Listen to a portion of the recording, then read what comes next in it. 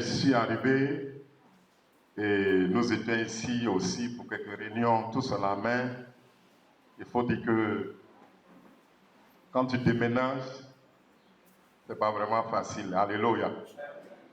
C'est ce qui fait que vous ne m'avez pas vu. Mais je pense par la grâce de Dieu, nous sommes ensemble. Amen. Et ce matin, j'ai béni Dieu pour cette grâce que Dieu me fait par son serviteur, notre responsable, le pasteur Kanga, et tous ses responsables, afin d'apporter la parole de Dieu ce matin. Nous allons lire la parole de Dieu dans le livre de 1 Samuel, le chapitre 30.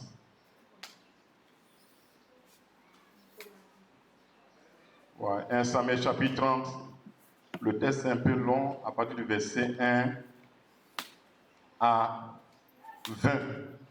Nous lisons 1 Samuel chapitre 30, verset 1 à 30. À 20, oui. À 20. Ok. 1 Samuel chapitre 30, verset 1 à 20. Lorsque David arriva le 3e jour à Tsiglag avec ses gens, les Amalécites avaient fait une invasion dans le Midi et à Tsiglag. Ils avaient détruit et brûlé Tsiglag.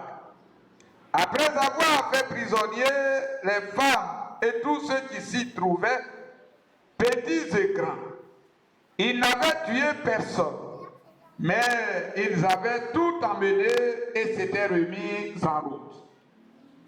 David et ses gens arrivèrent à la ville, et voici, elle était brûlée. Et leurs femmes, leurs fils et leurs filles étaient emmenés captifs. Alors David et le peuple qui était avec lui élevèrent la voix et pleurèrent jusqu'à ce qu'il n'ait plus la force de pleurer.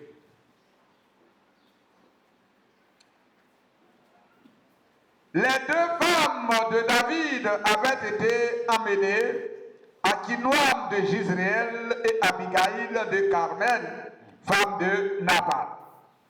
David fut dans une grande angoisse, car le peuple parlait de le lapider, parce que tous avaient de l'amertume dans l'âme, chacun à cause de ses fils et de ses filles.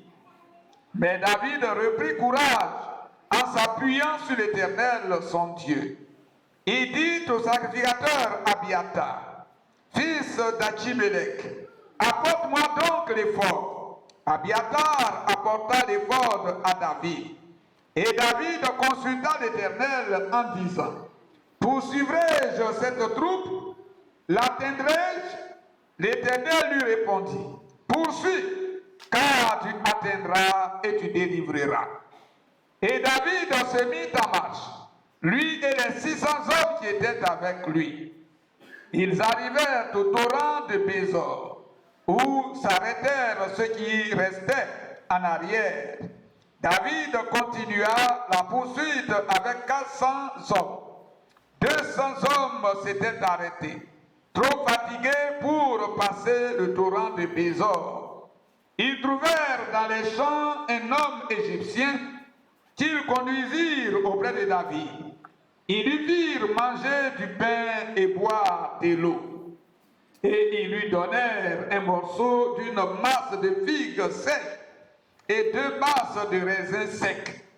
Après qu'il eut mangé, les forces lui revinrent, car il n'avait point pris de nourriture et point bu d'eau depuis 3 jours et 3 nuits. David lui dit, à qui es-tu? Et d'où es-tu?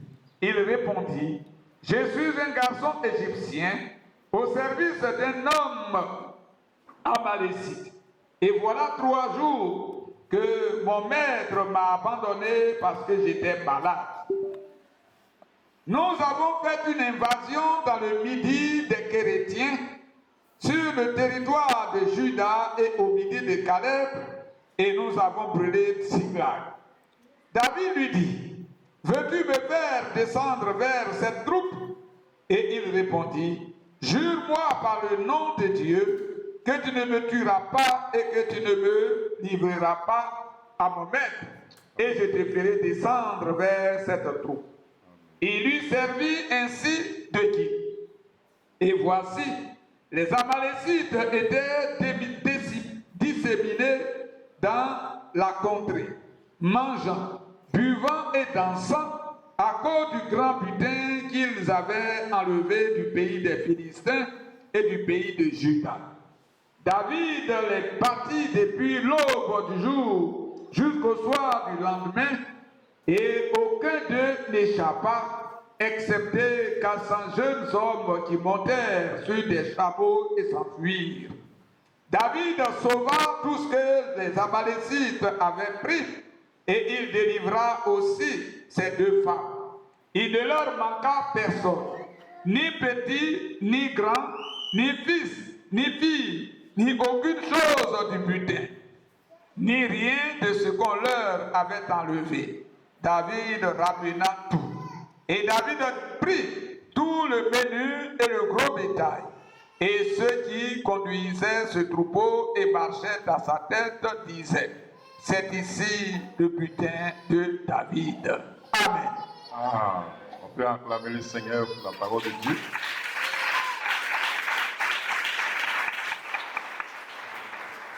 Je vais dire à Maman Kanga de prier le Seigneur pour la parole de Dieu et de confier ce moment véritablement à Dieu.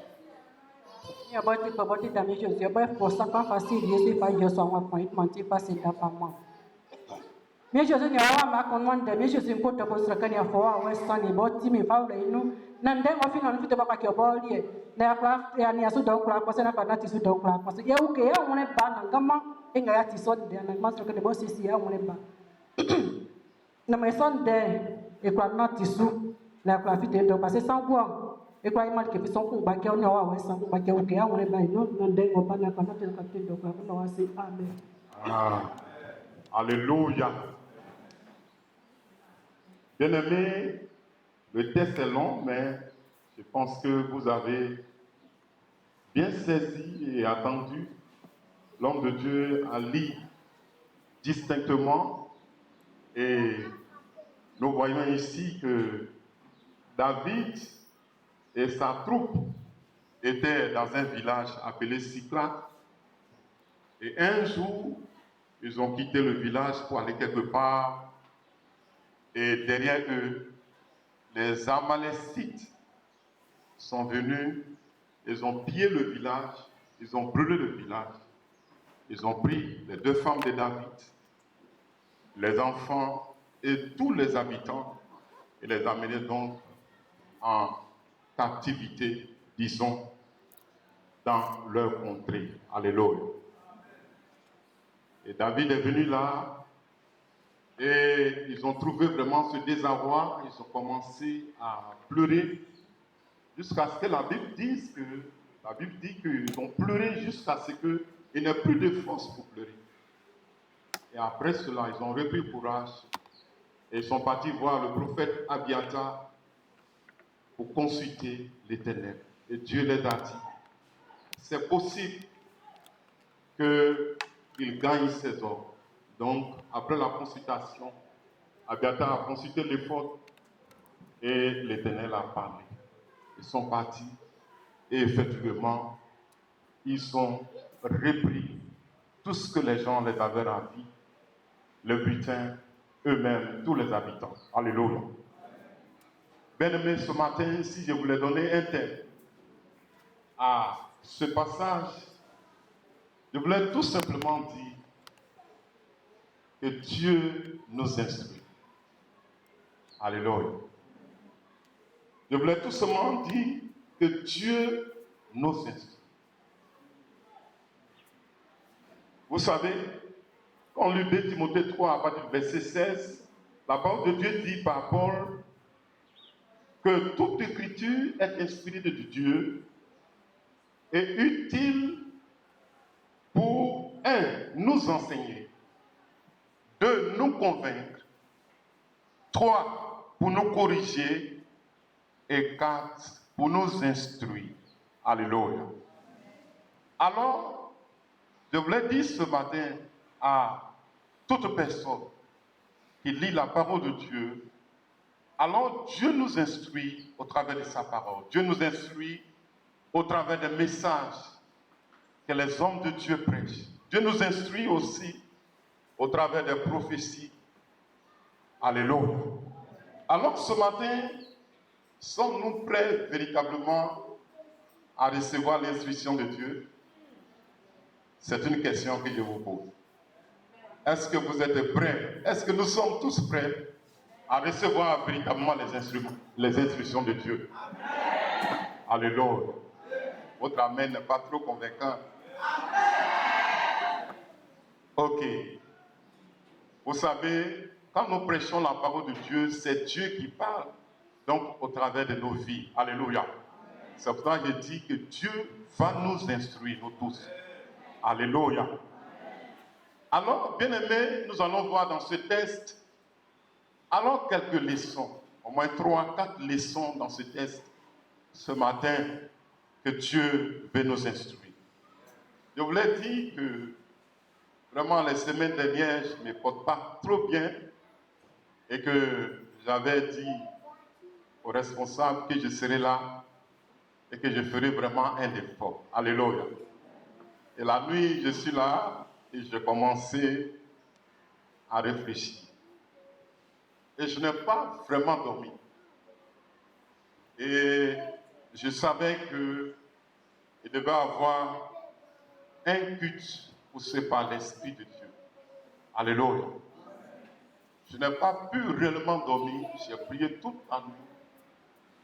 Et j'ai dit au Seigneur, véritablement, que le culte soit vraiment bon. Alléluia. Et effectivement, nous sommes venus en retard à cause des embouteillages, parce qu'il y a eu un accident aussi sur l'autoroute. Alors, vraiment, c'est déplorable, c'est vraiment difficile. C'est ce que l'homme de Dieu disait tout à l'heure, que quand nous vivons, il faut vraiment bénir Dieu. Alléluia. Voilà, on était dans la voiture, on a vu une femme qui est couchée avec les enfants, tout cela. C'était vraiment désagréable à voir. Et Dieu nous a fait grâce. Nous sommes là. Alléluia. Alors ce matin, nous allons recevoir de Dieu quelques leçons à partir de cette histoire vraie, de cette histoire réelle. Je voulais dire ce matin que tous les textes bibliques, toutes les histoires qui sont écrites dans la parole de Dieu sont une réalité. Ce ne sont pas des faits que les gens ont racontés pour que... Non. Ce sont des faits réels. Alléluia. Voilà, ce sont des faits réels que les gens, c'est des histoires qui sont passées réellement. Et la première leçon que nous pouvons retenir ce matin de ce texte biblique, c'est que il faut veiller sur soi. Alléluia. La première leçon que nous devons retenir, c'est qu'il faut veiller sur soi-même. Alléluia. Un jour, j'étais à Soubré et Bakanga était à San Pedro. Je lui ai dit un jour, s'il se souvient, j'ai dit, papa, veille sur toi. Alléluia. Il faut veiller sur toi. Au moment que tu veilles sur les autres, que tu prends le temps pour ne pas dormir pour l'église et pour le travail que tu fais, il faut veiller sur toi. Et donc, il m'a posé la question, il dit, mais papa, mais il y a quelque chose qui va se passer, ou bien qu'est-ce qu'il y a? Et à la suite du temps, c'est là qu'il a eu le problème au travail. Alléluia. Il faut veiller sur soi. Vous voyez ici l'histoire, David est un soldat. Et avec combien de personnes? Plus de 300 et quelques soldats, ils abandonnent la ville sans même laisser un seul soldat. Et ils s'en vont, et les ennemis viennent derrière, ils pillent la ville, ils brûlent la ville, et prennent les femmes et les enfants en captivité. Ils viennent, et puis ils font le constat. Alléluia. Il faut veiller sur soi. C'est important. Siklag est la ville où David était. C'est là qu'il résidait avec sa famille. C'est là se trouvaient aussi tous ces habitants-là. Mais c'est le lieu d'habitation. C'est comme la famille. C'est là que nous sommes. Mais souvent, bien aimés, nous prenons le temps pour les autres. Nous prenons le temps pour l'Église. C'est important parce que nous sommes les bergers à qui Dieu confie le troupeau, son troupeau. Alléluia. Nous veillons, mais il est important ce matin que nous puissions aussi veiller sur nous-mêmes. Alléluia. Il faut veiller sur soi. Il faut veiller sur ta maison. Il faut veiller sur ta famille. Il faut veiller sur ton mari. Il faut veiller sur ton épouse. Il faut veiller sur tes enfants. Alléluia. Bien-aimés, combien de fois que souvent nous sommes occupés par la vie, par le travail, par l'avenir, par toutes sortes de choses. Et nous n'avons pas assez de temps, souvent, pour nous occuper même de nos épouses, pour nous occuper de nos maris, pour nous occuper de nos enfants. Et souvent, vous voyez que dans la vie que Dieu a faite, la vie est régie par des principes. Et quand ces principes sont violés, il y a des conséquences qui arrivent. Alléluia. Il y a des conséquences. Et les conséquences sont ici que, voici qu'ils sont partis en abandonnant le village. Et ils reviennent, et les ennemis ont fait ce qu'ils veulent. Et pour finir, qu'est-ce qu'ils ont? Leur constat, c'est seulement que de pleurer. Et souvent, nous faisons le constat, au moment qu'on va s'en rendre compte, nos enfants sont déjà à la dérive. Au moment qu'on va s'en rendre compte, notre mari est déjà parti. Au moment où on va s'en rendre compte, on a perdu la vie de prière, la vie chrétienne, notre relation avec Dieu. Au moment où on va s'entendre, l'ennemi a pris déjà proportion dans la maison familiale. Parce que nous n'avons pas le temps de veiller. Le temps de prier, le temps de nous remettre devant Dieu, de remettre notre famille, notre mari dans le service qu'il est devant le Seigneur. Et souvent, ce sont des constats désastreux que nous assistons. Alléluia. Bien-aimés, apprenons à veiller sur nous. Dis à ton voisin, apprends à veiller sur toi. Alléluia. Veille sur ta vie. Veille sur ton mari. Femme, il faut veiller sur ton mari. Ton mari que Dieu t'a donné. Maman Kanga, il faut veiller sur mon fils. Alléluia. Prends soin de lui. C'est vrai, ce sont des choses importantes. Et souvent, nous ne rendons pas compte peut-être que nous sommes des chrétiens, alors donc c'est fini. Souvent même, nous avons besoin aussi, nous en tant que chrétiens, ou nous en tant que serviteurs de Dieu, de veiller sur notre responsable. Alléluia. Alléluia. C'est important. Ah, papa, comment ça va chez toi? Est-ce que ça va bien? Est-ce que ta santé va bien? Qu'est-ce qui se passe en réalité?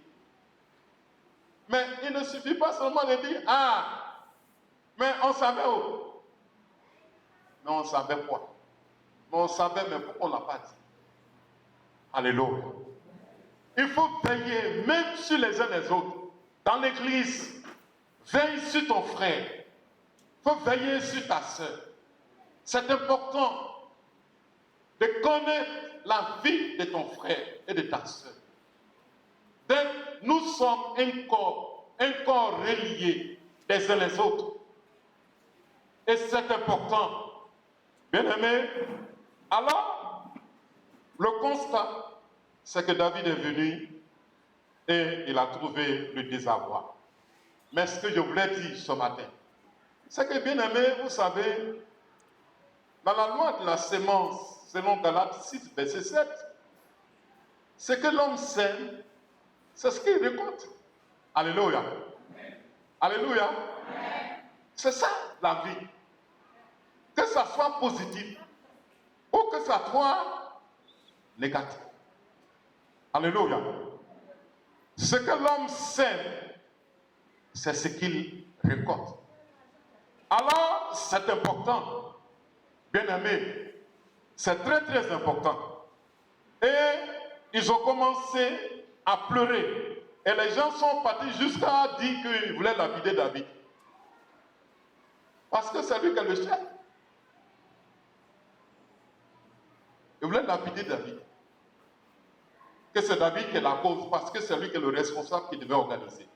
Mais là, c'est une parenthèse. Vous savez, souvent, ça c'est la situation des responsables. Si ça va bien, en tout cas là, on dit il est bien. Mais le jour que ça a mal passé, on dira que c'est le pasteur. On dira que c'est le responsable. On dira que c'est le père de famille. Ouais, ah, c'est lui. Mais tandis que toi, la femme, tu étais auprès de lui. Ah, c'est lui. Bien-aimé, il faut veiller sur soi-même. Alléluia. Et la deuxième leçon que nous pouvons retenir ce matin, c'est que quand David est venu, ils ont pleuré. Ils ont vraiment pleuré. Et quand ils ont fini de pleurer, qu'est-ce qu'ils ont fait? À partir du verset 4, on dit alors David et le peuple qui était avec lui élevaient la voix et pleuraient jusqu'à ce qu'il n'ait plus de force de pleurer. Verset 5. Les deux femmes de David, bon, c'est pas là que je veux. Verset 6. David fit dans une grande angoisse car le peuple parlait de le lapider parce que tout avait de l'amertume, ainsi de suite. Quand on continue le verset, on dit mais David reprit courage en s'appuyant sur l'Éternel son Dieu. Amen. Alléluia. La deuxième leçon que nous pouvons retenir, c'est de prendre courage. Alléluia. Bien-aimé, il y a des moments dans l'histoire de l'homme, des moments difficiles, des moments que nous pouvons traverser et que nous puissions sentir véritablement le poids des difficultés. Et ça arrive. Et je sais qu'à chacun de nous, avons une fois traversé, ou quelquefois traversé des moments difficiles, des moments tragiques, où nous avons pleuré véritablement. Alléluia. Des moments difficiles où peut-être nous avons perdu un parent cher. Ou peut-être c'est le travail qui ne marche plus. C'est le commerce qui ne s'avance pas. Ou souvent, c'est les enfants qui n'arrivent pas à gagner leur vie, qui ont du mal à réussir après l'école. Ou c'est le foyer qui ne marche pas. Ou c'est monsieur, ou c'est madame. Les situations arrivent comme ça. Et nous pleurions. Ou c'est l'église, ou c'est l'œuvre de Dieu, ou c'est ce que nous voulons, que nous ne voyons pas. Ou c'est la vie sociale. Alléluia. Ou c'est des situations de tristesse que nous traversons. Des moments de crise. Il arrive des moments où nous pleurions. Et Jésus lui-même a pleuré. quand Lazare était mort. Parce que Lazare était son frère. Jésus était familier à cette famille de Lazare. À Nazareth, et là, c'est le seul point où il partait pour manger, où il partait pour se réjouir. Il était familier à cette famille-là. Et c'est pour cela que quand Lazare est mort, c'est ça on dit ton frère. Ton frère est mort. Jésus a pleuré en regardant la situation que ces deux filles, ils étaient avec leur frère. Peut-être que, certainement, c'était leur aîné ou leur petit frère. Ils l'aimaient. Et un coup, ils vont le perdre d'une manière difficile. Jésus va venir et il va pleurer. Alléluia. Alléluia. Nous aussi, nous avons pleuré. Il y a eu des moments de la vie où nous avons pleuré. L'année 2022 a été très difficile pour nous. Vraiment, c'est une situation qui s'est passée et il fallait toute la grâce de Dieu. Alléluia. C'est comme nous avons repris la vie de nouveau. Et nous étions quittés là, partis jusqu'à où Papa Kanga était, vers le Ghana là-bas, dans la ville où tu étais, à Transia. Alléluia. Des moments arrivent. Mais ce matin, ce que nous retenons de ces textes, c'est que David a pleuré. Quelqu'un pleure-t-il ce matin? Quelqu'un traverse une situation difficile, ou dans son service, ou dans son foyer, ou dans sa vie professionnelle. C'est à toi ce matin que Dieu s'adresse. Alléluia. Amen.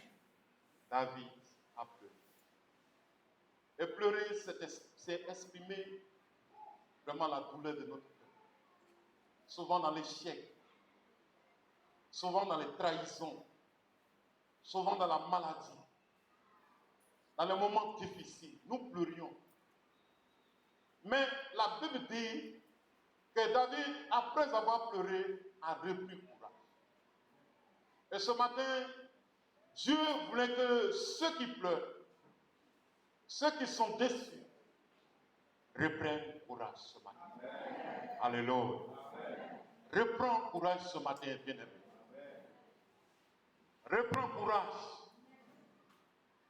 Et David a repris courage. Parce qu'il y a une chose qui est importante. C'est que nous ne sommes pas comme ceux qui sont sans espoir.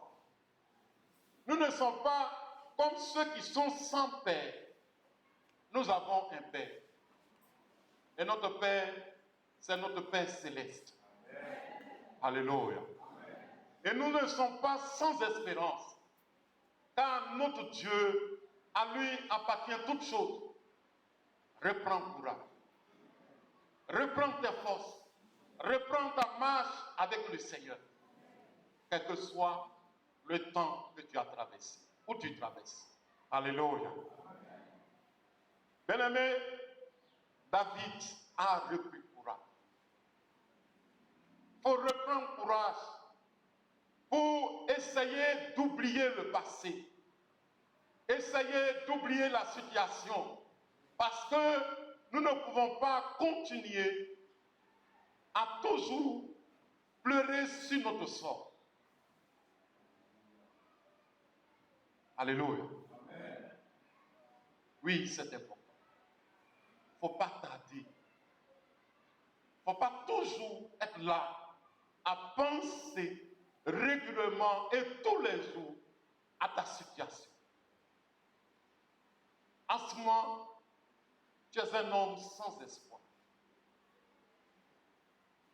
un homme qui a de l'espérance en Dieu, un homme qui a la foi en Dieu, ce Dieu qu'il sait, après avoir pleuré, il reprend courage. Alléluia. Amen. Alléluia. Amen. Alors, David a pris courage. Et je vous l'ai dit ce matin que quand il a repris courage, il a fait quelque chose. La troisième leçon, il a pris une bonne décision. Alléluia. Bien-aimés, après avoir traversé des moments difficiles, qu'est-ce que nous faisons? Après un échec, qu'est-ce que nous faisons? En tant que jeunes chrétiens, en tant que femmes chrétiennes, en tant qu'hommes chrétiens, qu'est-ce que nous faisons? La Bible dit que David a pris une bonne décision. Et la bonne décision, c'est quoi? C'est qu'il est parti pour consulter l'Éternel. Alléluia. Il est parti pour consulter l'Éternel.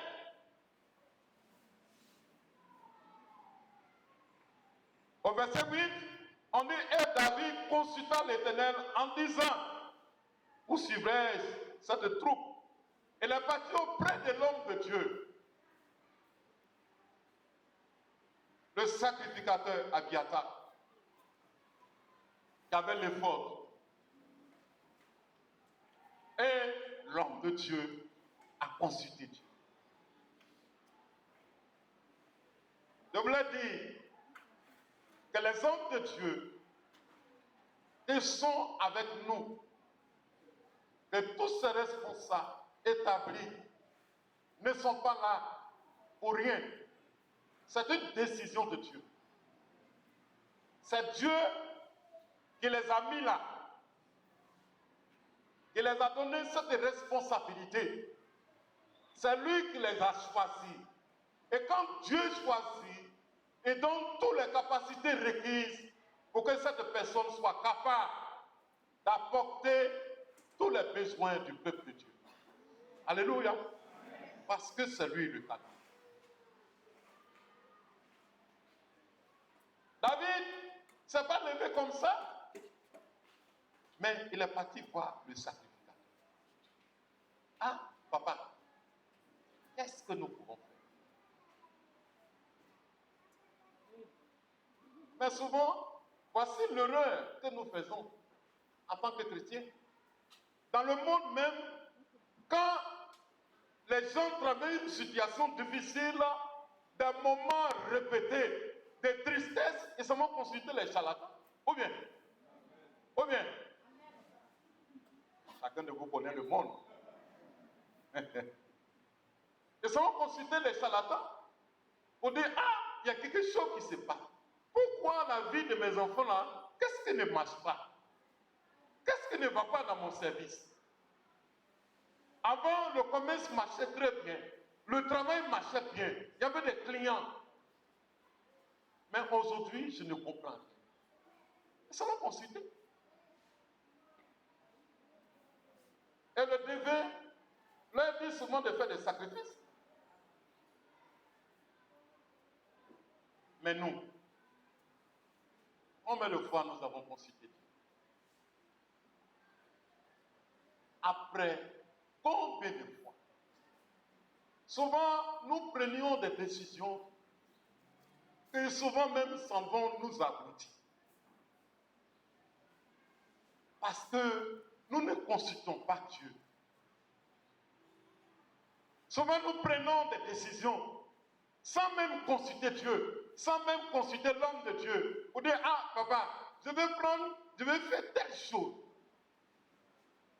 Papa, j'ai fait tel commerce, ça ne marche pas. Mais je veux faire telle chose. Même s'il n'est pas commerçant, même s'il n'est pas dans le service où se trouve, c'est l'homme de Dieu. prends et dis, bon, prions le Seigneur. Et ce que Dieu te dira, tu vas le faire. Sinon, tu vas aller encore t'investir dans quelque chose où tu vas sortir zéro. Alléluia. Tu vas encore reprendre cette même vie. Et ça sera de l'échec en échec. Ah, mon foyer a échoué. Mais qu'est-ce que je fais maintenant? Ah, l'homme de Dieu. Ah, ma fille. Il faut te prendre maintenant comme ça. Maintenant, voilà comment tu vas te conduire. Pour ne pas que tu retombes dans la même chose. Sinon, tu feras un enfant. Tu vas prendre des décisions. Pour dire non, bon, quand peut-être le monsieur qui vous a mis enceinte, vous a abandonné, c'est là que tu vas commencer à sentir la souffrance. Et après l'accouchement, tout cela, quand l'enfant va commencer à grandir, tu rejetteras. Tu vas encore prendre une décision pour aller avec une autre personne sans consulter Dieu. Ou bien même sans conseil. Et tu auras un deuxième enfant. Et un deuxième homme va te laisser. Et un troisième. Parce que tu ne prends pas conscience. Tu ne consultes pas. L'échec, le condument, il donne le succès à sa saveur. S'il n'y a pas d'échec, en tout cas, il n'y a pas de réflexion. Tous ceux qui ont créé ont fait des échecs. Et après cela, ils ont réfléchi pour mieux faire. Mais pourtant, nous, en tant que chrétiens, nous avons la révélation de la parole de Dieu. Mais elle nous sert à quoi? En principe, nous devons être les meilleurs de la terre. Parce que nous avons Dieu. Nous avons le Saint-Esprit qui est permanent en nous. Nous ne devons pas échouer. Mais c'est parce que nous avons du mal à marcher avec Dieu. Nous avons du mal à consulter Dieu. Nous ne savons pas comment marcher avec Dieu. Marcher avec Dieu, ce n'est pas seulement venir à l'église. Mais souvent même Dieu nous parle, mais nous n'entendons même pas. Parce que nous sommes loin de Dieu. Consulte Dieu. À partir d'aujourd'hui, apprends à consulter Dieu. Auprès de l'homme de Dieu, à être un conseiller. Qu'est-ce que je vais faire? Qu'est-ce que je fais pour mes enfants? On s'en réveille et on prend une décision. Si David s'était levé pour dire, bon, nous on est des guerriers, Dieu est avec nous, on s'en va. Est-ce qu'ils connaissaient le chemin où ils sont partis? Ou bien? Mais s'il avait consulté Dieu, si Dieu a dit David, c'est bon, attends au moins un mois, quelque chose va se produire.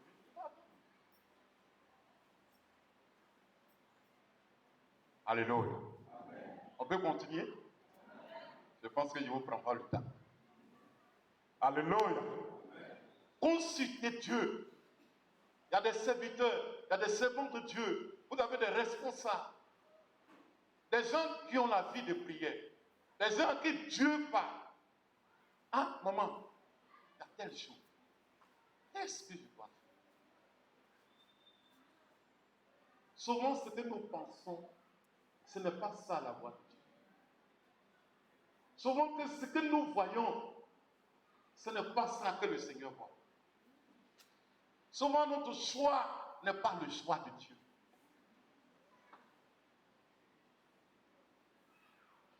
Alors, David a consulté Dieu et il a pris une bonne décision. Vous savez, avec Dieu, rien n'est perdu. Mais je vous l'ai dit ce matin, que tout se transforme. Alléluia. Avec Dieu, rien n'est petit, mais tout se transforme.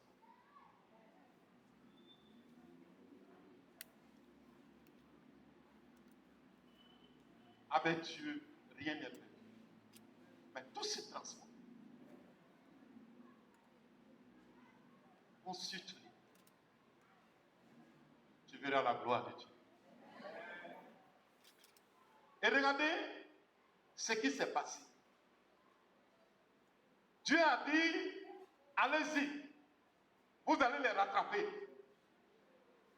Et effectivement, ils s'en vont, et puis ils trouvent un jeune Égyptien qui était au service des Amalécites.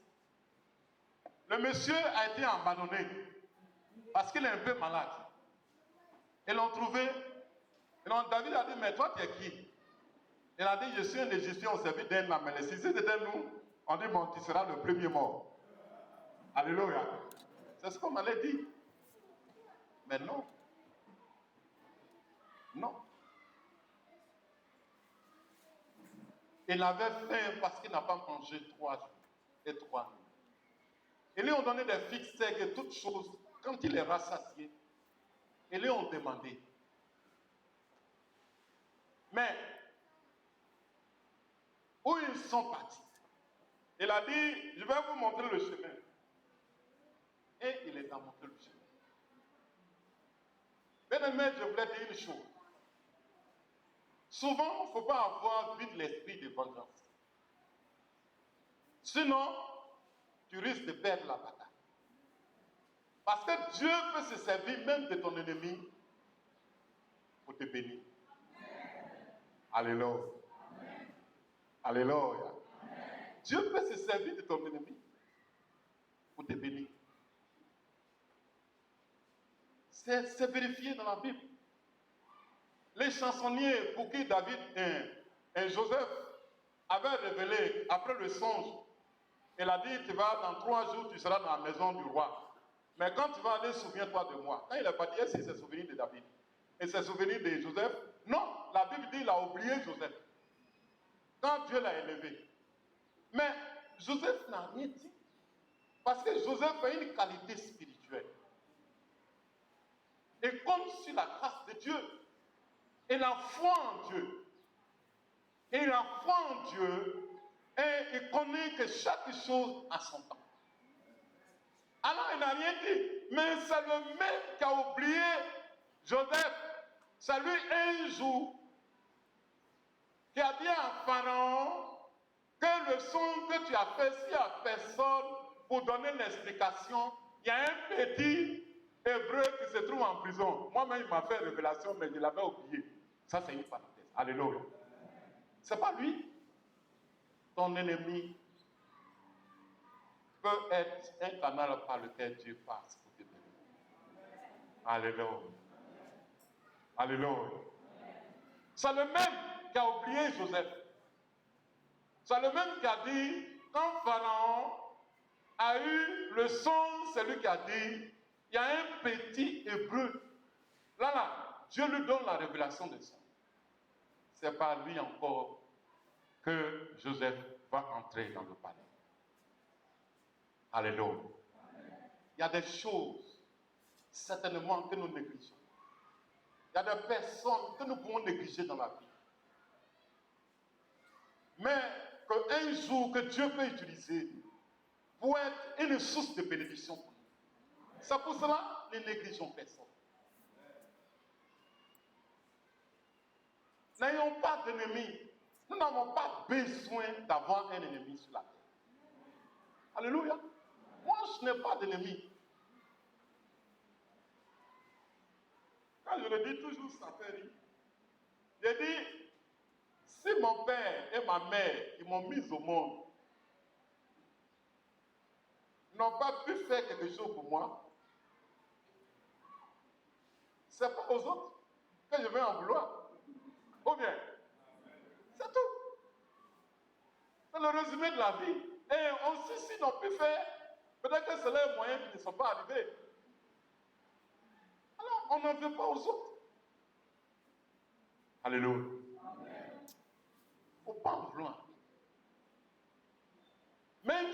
progresse, même s'il est élevé, même s'il est béni, même s'il t'a négligé, même s'il t'a abandonné, même s'il t'a laissé, même si un jour il t'a rejeté, c'est Dieu qui a voulu cela. Un jour, Dieu peut passer par toutes ces personnes-là, ou même par leurs enfants, ou par quelqu'un d'autre, pour être une bénédiction pour toi. Alléluia. Alléluia. Joseph a dit, je pense bien dans Genèse 41, à partir du verset 51, je pense bien.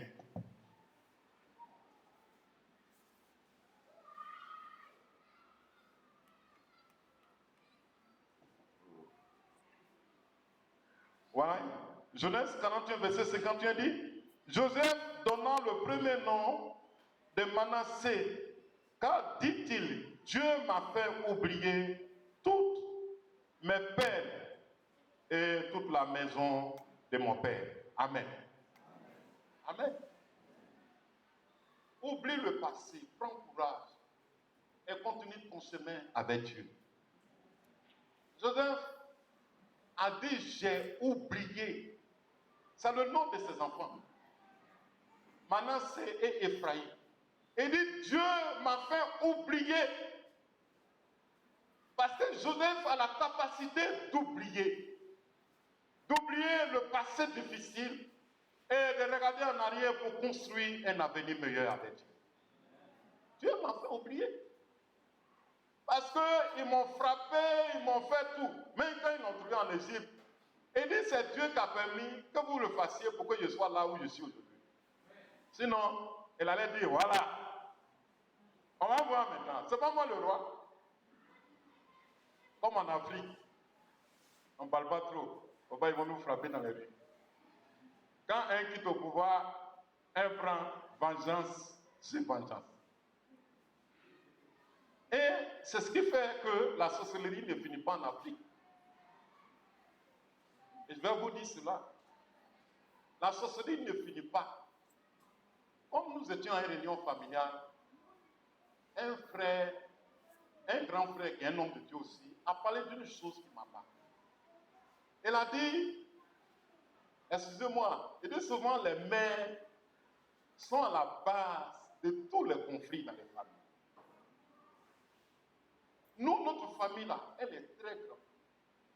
Notre famille est grande.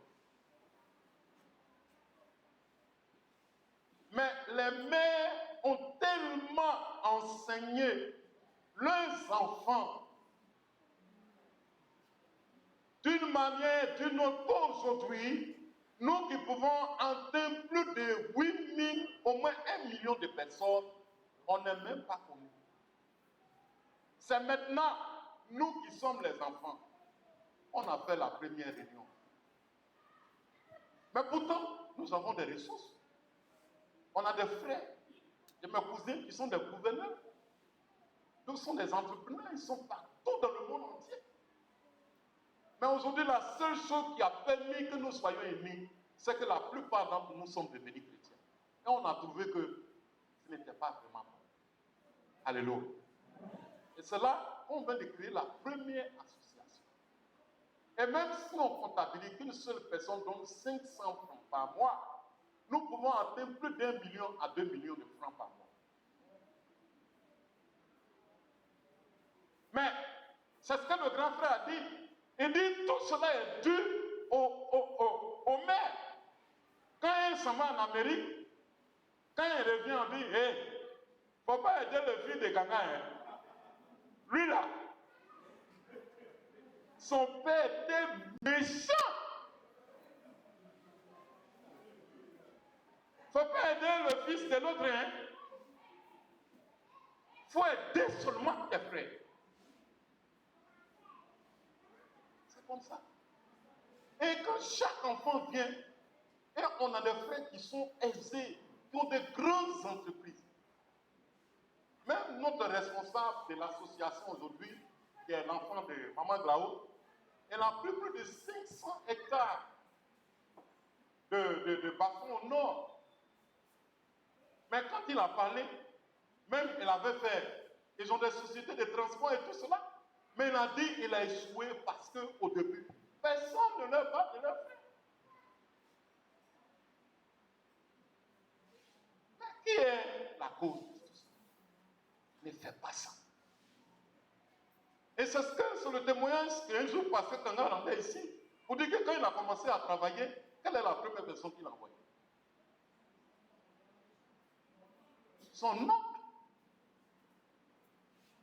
Mais si c'était nous, on a dit, hey, si tu lui donnes 5 francs, il ne faut pas dire mon nom encore, jusqu'à je vais retrouver les dieux. Mais la sorcellerie ne va pas finir. Parce que la sorcellerie, c'est quoi? C'est une méchanceté extrême. C'est la jalousie. Quand quelqu'un est trop jaloux, tu finis à être sorcier. Quand tu es trop envieux, tu finiras à être sorcier. Aïe! Elle est toujours habillée. Et il mange toujours.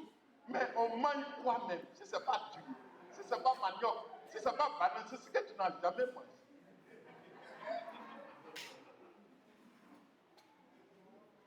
Ils sont à l'aise. Tu ne connais même pas le monsieur d'où il est sorti.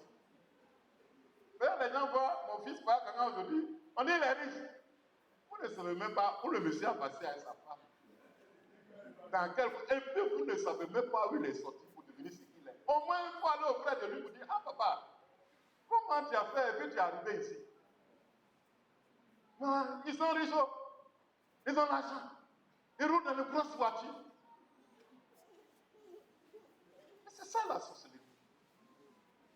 Quand dans une famille, il y a la jalousie. Quand dans l'église, il y a la jalousie, il y a les murmures. Il y a les contradictions, il y a la méchanceté. C'est une forme de sorcellerie. Et ça détruit la famille. Joseph a fait fi de tout cela. Il dit, vous m'avez fait du mal. Mais Dieu a changé en bien. Voilà, moi, je suis devenu grand. Si vous ne m'avez pas jeté dans le puits, vous m'enlevez pour me vendre là, est-ce que j'allais venir en Égypte? Dieu se servira de tes ennemis pour te lever devant la face de l'Éternel.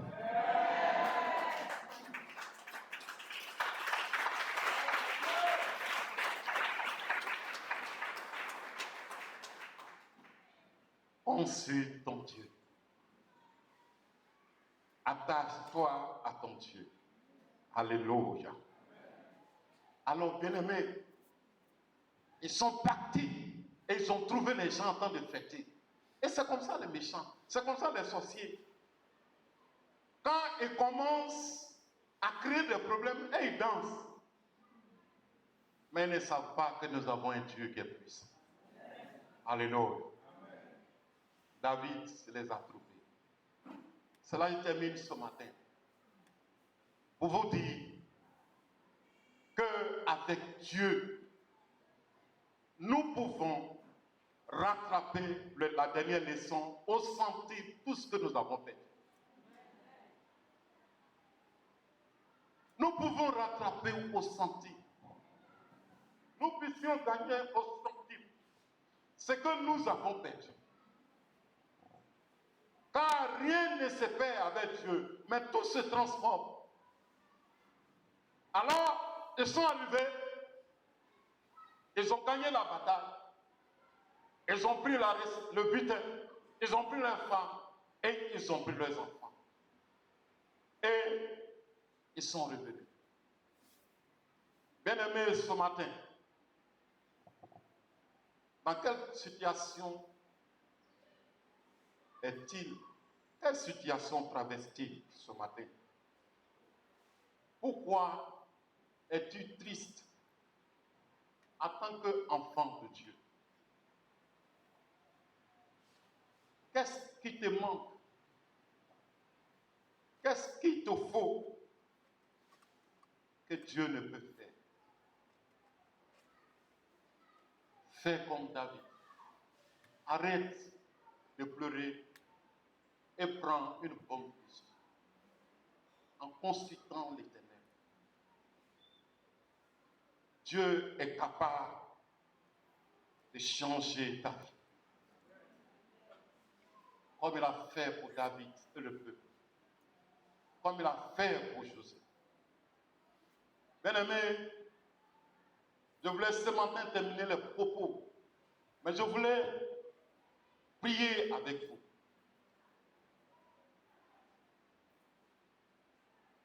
Nous devons réellement prier. Car cette journée est une journée de l'esprit. Et tous ceux qui traversent des situations difficiles,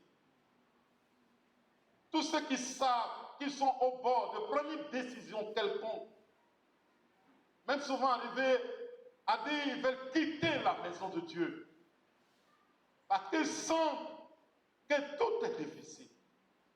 Ce matin, reprends courage. Et pour dire qu'avec Dieu, tout est possible. Jésus a dit, ce qui est impossible aux hommes est possible à Dieu. Alléluia. Alors, on va se tenir debout. Et je vais demander au groupe musical de chanter un chant.